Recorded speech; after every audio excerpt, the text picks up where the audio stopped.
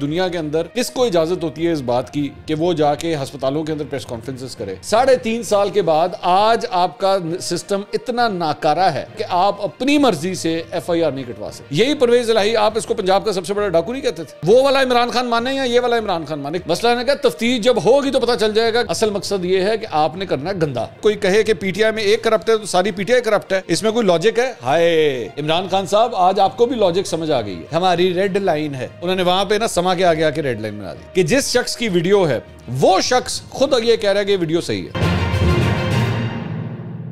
अस्सलाम वालेकुम नाज़रीन, मैं हूं मंसूर अली खान। अपने डिजिटल चैनल के ऊपर आपको खुशामदीद कहूँगा।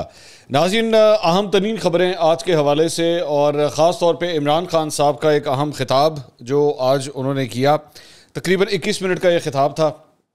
मुख्तलिफ टेलीविजन के ऊपर जो है वो काफ़ी सेंसर भी होता रहा। जब जब वो ख़तरनाक एरियाज़ के अंदर जाते थे तो उसको सेंसर किया जाता था, म्यूट किया जाता था। उसको ज़रा एनालाइज करते हैं कि उन्होंने एग्जैक्टली उस खिताब के अंदर क्या कहा है। लेकिन ज़रा पहले कुछ दीगर खबरें भी आपके साथ शेयर कर लें। एक तो इमरान खान साहब को अस्पताल से डिस्चार्ज कर दिया गया है, उनको 10 रोज़ तक आराम करने की हिदायत की गई है। और इमरान खान साहब ने वो अस्पताल से डिस्चार्ज होते ही ज़मान पाक अपनी रिहाइशगाह पर चले गए। 11 बजे उनको डिस्चार्ज कर दिया गया था। आराम के दौरान इमरान खान को दाएँ टांग पर वज़र डालने से जो है वो रोका गया है और 1 हफ़्ते तक मुसलसल तिब्बी मुआयना भी जो है वो इमरान खान साहब का किया जाएगा। इस सिलसिले में बताया गया कि इमरान खान साहब के ज़ख्म जो हैं अब वो पहले से बेहतर हैं। अलबत्ता इस सिलसिले में अताउल्लाह तारड़ साहब, मुस्लिम लीग नून के जो रहनुमा हैं, उन्होंने आज मीडिया से गुफ्तगू की और उन्होंने ख़ास तौर पे इस बात का जिक्र किया कि ये कैसी गोलियां जो हैं वो उनको लगी हैं, जिसने तकरीबन 2-2.5 घंटे का सफ़र भी किया, उनके जिस्म के अंदर भी रही। इसी तरह वो सफ़र करके जो है वो इधर भी आए। पहले ये बताया गया कि जी गोली नहीं लगी बल्कि सिर्फ चंद छर्रे हैं, कुछ पार्टिकल्स हैं गोली के जो वो लगे हैं। लेकिन अब बताया गया जी 4 गोलियां जो हैं वो लगी हैं। साथ ही साथ इस पूरे वाक़े के हवाले से जो है वो कुछ शको शुबहात जो मेडिको लीगल जो ऑफिसर था, यानी कि वो डॉक्टर जिसने आके एक्चुअली इनका मुआयना करना होता है, उसे जिना अस्पताल से मंगवाया गया था, उसके ऊपर भी जो है वो कुछ शको शुबहात का इजहार किया जा रहा है कि जी ख़ास तौर पे डॉक्टर यास्मीन राशिद के ऊपर इल्ज़ाम लगाया गया कि जी उन्होंने जो है वो ख़ास तौर पे किसी खातून डॉक्टर को बुलाया और ताकि अपनी मर्ज़ी की जो है वो रिपोर्ट तरतीब दी जा सके, जबकि एक्चुअली ऐसे वाक़यात में जो है वो ये जो कुछ भी होना था मुआयना, ये जिना हॉस्पिटल में होना चाहिए था। बहरहाल ये शौकत खानम में करवाया गया है।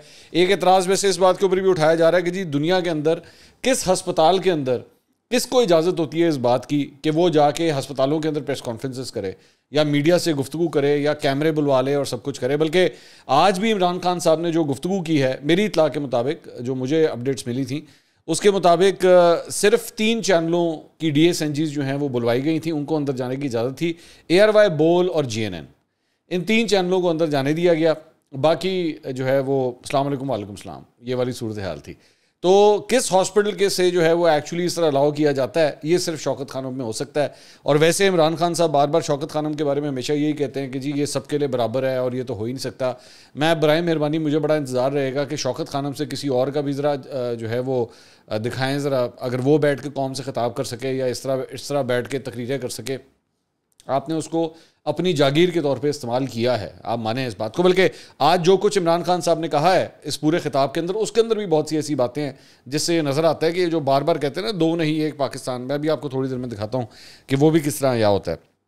लेकिन उससे पहले एक जो रेस्क्यू 112 का एक अहलकार है रिजवान, ये फर्स्ट रिस्पॉन्डर था जिसने सबसे पहले जाके इमरान खान साहब के ज़ख्म देखे थे और मरहम पट्टी करने की कोशिश की थी। उसका एक बयान आता है, उसके बाद एक दूसरा बयान आता है। इंटरेस्टिंगली एक ही आदमी के 2 मुख्तलिफ बयान आते हैं। सबसे पहले उसका जो बयान आता है वो कहता है जी, अब एग्जैक्टली ज़रा सुनिएगा। वो कहता है जब मैं ऊपर पहुंचा तो मैंने देखा कि खान साहब की बाएं टांग के घुटने के पास ज़ख्म का निशान था। मैंने तो ब्लड देखा, उस पर पैड रख दिया। इतने में बहुत ज़्यादा धक्के लग रहे थे, उनके पर्सनल सिक्योरिटी गार्ड थे, आवाम बहुत ज़्यादा थी, इसलिए पता नहीं चल सका कि शर्रा था या बुलेट थी, ये मैं नहीं बता सकता। मैं उनके करीब गया, ज़ख्म देखा, उनको ट्रीटमेंट देने की कोशिश की तो इतने में मुझे धक्के लगे उनके पर्सनल सिक्योरिटी गार्ड से और वो उनको नीचे लेकर चले गए। टांग पर मैंने सिर्फ एक पॉइंट देखा था, घुटने से ज़रा नीचे, वो टिबिया बोन इसको कहते हैं। ये एक्चुअली पहले भी उन्होंने, डॉक्टर फैसल सुल्तान ने जब पहली दफ़ा मीडिया से गुफ्तगू की थी तो उस वक्त भी उन्होंने कहा था कि असल ज़ख्म जो है वो टिबिया बोन के ऊपर आया हुआ है। उन्होंने कहा वो चल नहीं रहे थे, उनको उठाकर नीचे ले गए। ये पहला बयान आता है। तो पहले बयान के अंदर जो है वो ज़ाहिरी बात है लग यही रहा था कि बहुत ज़्यादा सीरियस इंजरीज नहीं है जिस तरह एक इंप्रेशन पेश किया जा रहा है। उसके बाद मुन्नस इलाही साहब जो हैं वो एक और बयान, इसी बंदे का एक और बयान ट्वीट करते हैं। उसमें ये बंदा कहता है जी मेरा नाम रिजवान EMT है और मेरा रेस्क्यू 112 वजीराबाद से ताल्लुक़ है। कंटेनर पर इमरान खान का जो वाक़या पेश आया उसमें मैंने फ़र्स्ट एड किट के बैग के साथ इमरान खान साहब को अप्रोच करने की कोशिश की, लेकिन ज़्यादा रश होने के बाद इसमें अप्रोच ना कर सका। उन्होंने कहा भाई जी मैं वेख्या ही नहीं है। पहले वाले बयान में उसने कहा कि हाँ जी मैंने ट्रीटमेंट की कोशिश की और मैंने देखा कि उनको कहाँ पे चोट लगी हुई है और सारा, और मैंने उसके ऊपर जो है वो एक पट्टी भी रखी। अब उन्होंने कहा कि जी मैं उनको अप्रोच ही नहीं कर सका। उन्होंने कहा इस दौरान जल्दी में इमरान खान साहब के पास जो लोग मौजूद थे उन्होंने जल्दी से उनको नीचे शिफ्ट कर दिया। ना मैंने उनको फिजिकल एग्जामिन किया, ना मैंने उनकी कोई इंजरीज देखी और ना मुझे पता है कि उनको कहाँ कहाँ जख्म या निशान आए हैं। उनको जब नीचे ले गए तो हमारी रेस्क्यू की दूसरी टीमों ने उनको फर्स्ट एड दी थी। तो भाईजान वो बिचो ही निकल गया। उन्होंने कहा भाईजान मेरा ताल्लुक ही कोई नहीं है। तो ये होता है, सियासत के अंदर कुछ भी हो सकता है। आपके ख्याल में सिर्फ इमरान खान साहब यू टर्न लेते हैं, यहाँ पे रेस्क्यू 1122 के एहलकार भी यू टर्न ले सकता है, उसको भी जानते हैं इस बात की। अच्छा जी, अब आ जाए इमरान खान साहब का जो खिताब था वो तकरीबन 21 मिनट की वो पूरी एक तकरीर थी।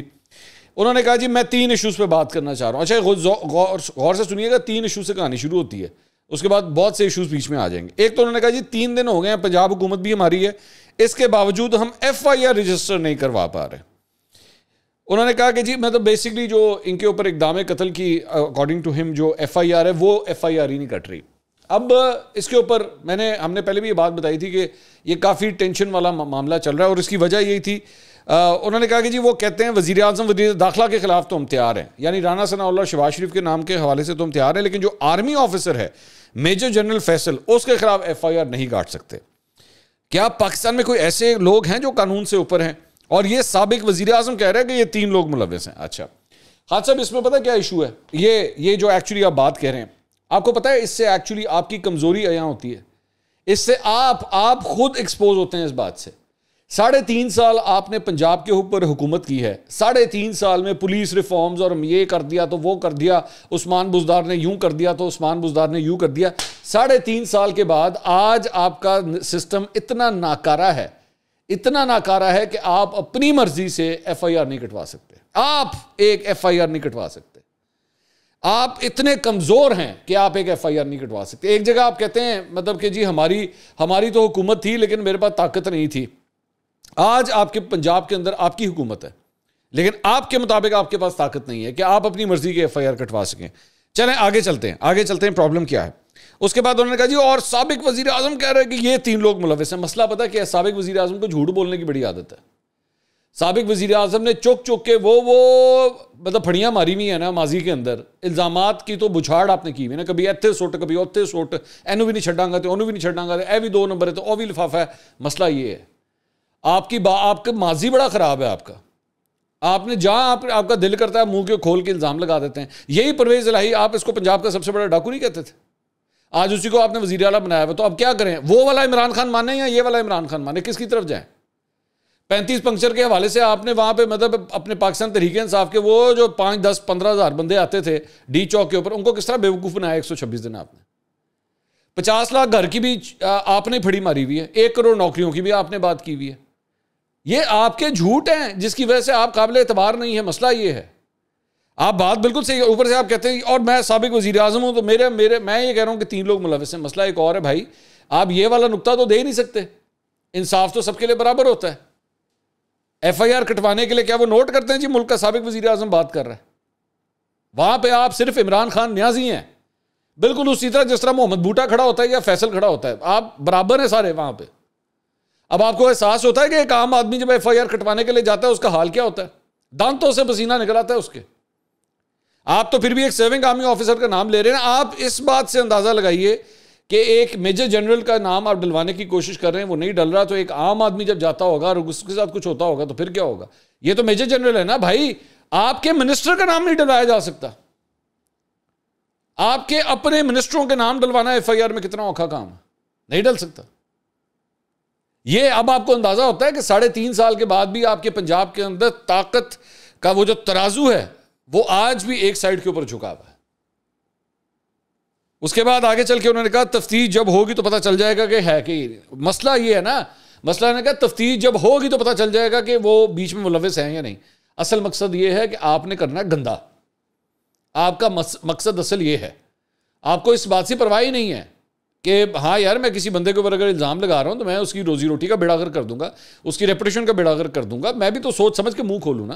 प्रॉब्लम ये है, और माजी के अंदर आप कर चुके हैं, आपकी पूरी हिस्ट्री है।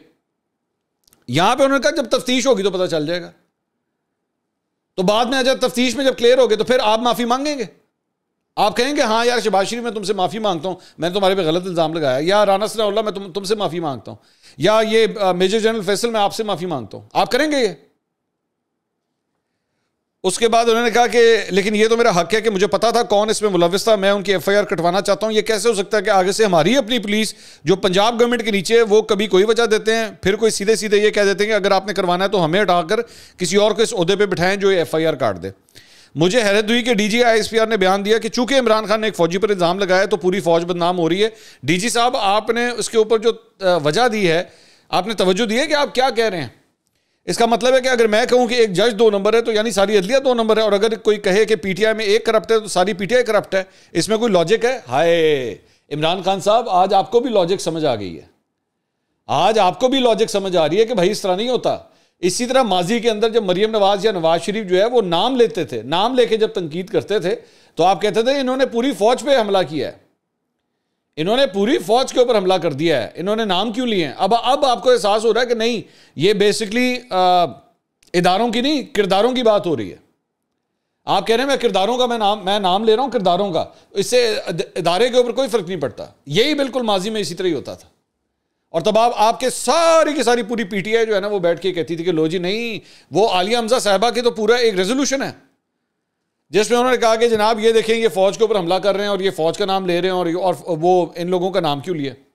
जनरल फैज का जब नाम लिया जाता था तो उस वक्त किस तरह फुड़कते थे आप लोग सबके सब कि नहीं जी फौज को इन्होंने बदनाम किया तो वर्दी को बदनाम किया। आगे चल के उसके बाद कहते हैं आपके जी मेरा ये पहला पॉइंट था, उन्होंने कहा ये पहला पॉइंट। अब दूसरा पॉइंट उन्होंने कहा शहबाज शरीफ ने जुडिशल कमीशन की बात की, मैं उसको वेलकम करता हूं, लेकिन जुडिशल कमीशन क्या करेगी? जिन 3 लोगों का मैंने नाम लिया है उनके नीचे वो सारी एजेंसी हैं जिन्होंने इन्वेस्टिगेट करना है, इनकी करिए, वो क्या नाम है, FBI वाले ले आइए, CIA वाले ले आइए, या MI6 ले आए, कहां से लेकर आए बंदे? ये मेरा ख्याल में खैबर पख्तूनख्वा की पुलिस को बुला लेते हैं ना, वो ठीक रहेगा। वहां से पुलिस के लोगों को बुलाते हैं, उनसे कहते हैं तहकीकात कर लें, और तो कोई तरीका नहीं है। उसके बाद उन्होंने कहा कि हम कैसे एक साफ और शफाफ तहकीकात करवा सकते हैं, इसलिए मैंने कहा था कि वो 3 रिजाइन करें। हो सकता है मैं गलत हूं, हो सकता है मैं गलत हूं, तो खैर है, कुछ नहीं होता, गलत हो जाए, ऐसी कड़ी माफी मंगनी है, ऐसी कभी माजी माफी मंगी है? माजी ऐसी कितने माफी तो हम सिर्फ जज के सामने जाके कहते हैं, वहां भी जाके कहते माफी नहीं मांगी, मैंने माजरत की है।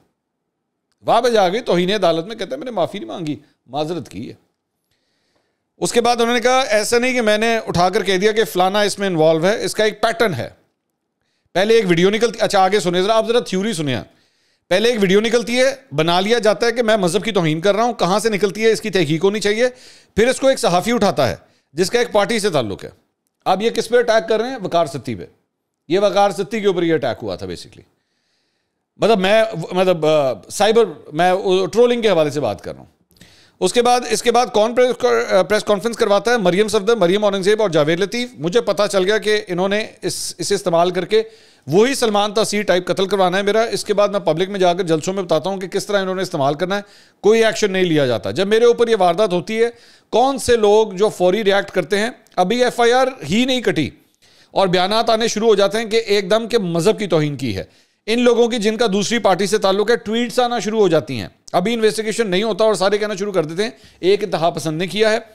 सबसे पहले वही वकार सती शुरू करता है, मैंने कहा था ना आपसे, वकार सती आ गए उसके नाम के ऊपर।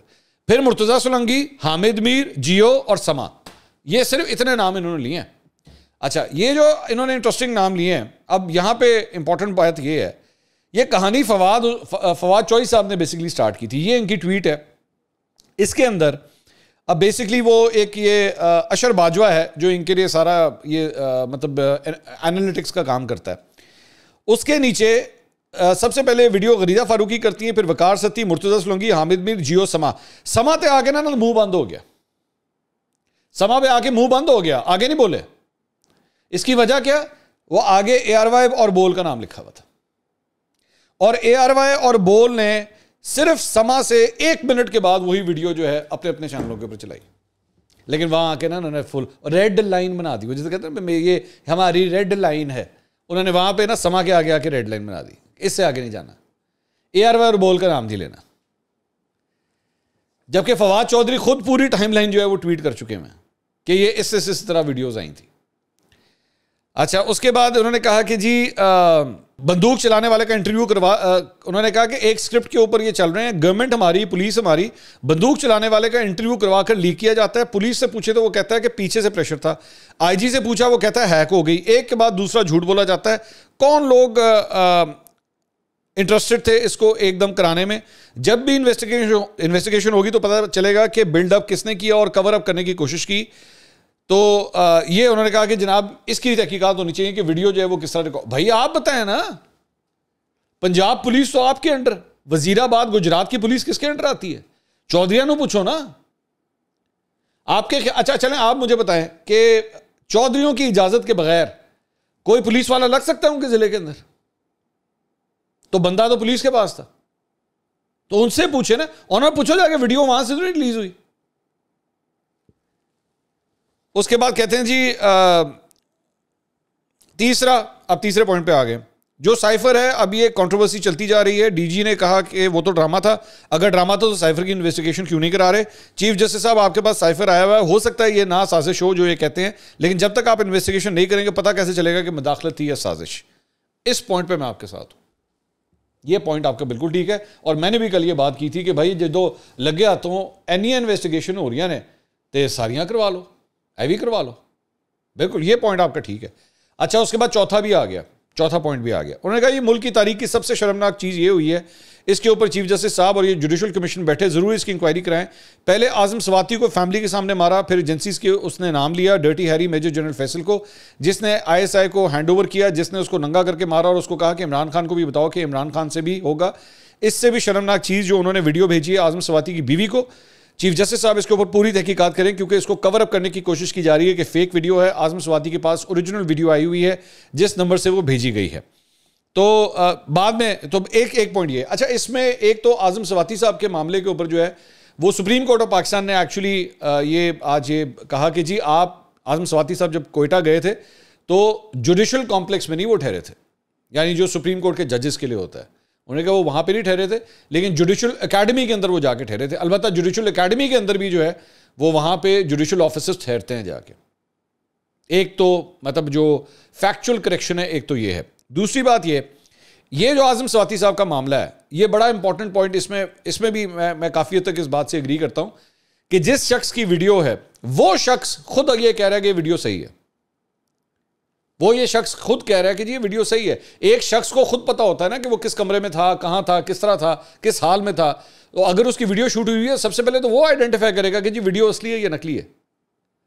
तो इसलिए आजम स्वाति साहब की बात के अंदर वेट है, इसके अंदर वजन है। इस बात के अंदर मेरे लिए डिफिकल्ट है इस बात को मानना। चंद सहाफियों ने एक्चुअली ट्वीट किया कि जी ये वीडियो जाली है, जिस बंदे की वीडियो है वो कह रहा है असली है। तो वाकई इस बात की पूरी तरह तहकीकात होनी चाहिए कि क्या वो वीडियो असली है या नकली है, क्योंकि एक सेनेटर की प्राइवेसी मेरी नजर में तो बहुत इंपॉर्टेंट है। और मैं इस मामले में विक्टिम के साथ खड़ा हूंगा, नो मैटर व्हाट हैपेंस। मैं उनके खिलाफ नहीं जा सकता, चाहे वो आप उनके माजी के कुछ भी उनके अपने ख्यालात हों, कुछ भी हो। पैड़े से पैड़ा आदमी, मैं कहता हूं एक चोर डाकू भी जो होता है ना, एक कोई चोर डाकू लुटेरा कातिल, उसकी भी एक प्राइवेसी है। ऐसा नहीं होता कि भाई अगर आपको उससे कोई इख्तलाफ है या उसने माजी के अंदर कोई गलत बात की हुई है, जिस तरह बहुत से लोग ये शो कर रहे थे। जी आजम स्वाति ने जो है वो मरियम नवाज के बारे में कहा था कि जी वो उनके जब उनसे कैमरों के हवाले से सवाल किया गया तो उन्होंने कहा जी वो तो झूठ बोलती हैं, बदकिरदार औरत है, इस किस्म की उन्होंने बात की। दैट डजंट मीन कि आजम स्वाति की जो है वो आप बैठ के वीडियो शूट कर लें उनकी बीवी के साथ। दैट्स नॉट पॉसिबल, ऐसा नहीं हो सकता। वो रिस्पेक्ट, वो प्राइवेसी वो डिजर्व करते हैं। इसके ऊपर बल्कि एक तहकीकाती जो है वो कमेटी भी बनाई गई है।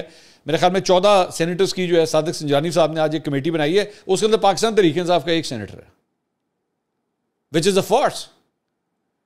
पाकिस्तान तहरीक इंसाफ के सेनेटर के साथ अगर ज्यादती हुई तो पाकिस्तान तहरीक इंसाफ को तो बीच में नुमाइंदगी दें सही तरह, बाकी सारी जमातों को बीच में डाल दिया आपने। इसके अलावा इमरान खान साहब ने ऐलान किया कि जनाब वो मंगल से लॉन्ग मार्च वहीं वजीराबाद से दोबारा शुरू होगा।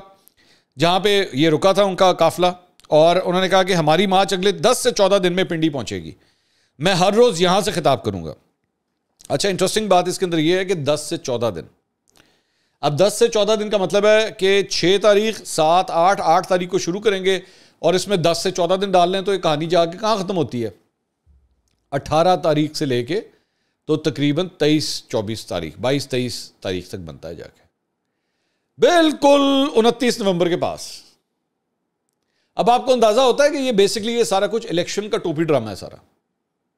ये इलेक्शन का सारा टोपी ड्रामा है कि जी इलेक्शन कराओ, इलेक्शन कराओ, इलेक्शन कराओ। असल कहानी का फोकस जो है ना वो पिंडी और नई तैनाती है कि आप किसको तैनात करते हैं। उस तैनाती से पहले आके ये वहां पे बैठ जाएं, अपनी मर्जी की हुई, उसके अंदर इनकी रजा शामिल हुई तो ठीक है, ना हुई तो असी रौला पा देना उसे। असल मकसद सारा ये। और यहां से शाहमूद कुरैशी साहब उसको लीड करेंगे और वहां से जो है परवेज खटक साहब केपी से जो है वो इसको लीड करेंगे, और उसके बाद इमरान खान साहब जो है वो बाद में इसको ज्वाइन करेंगे। तो ये अब तक की अपडेट्स थी। इंशाल्लाह अगली वीडियो में दोबारा मुलाकात होगी। अल्लाह हाफिज़।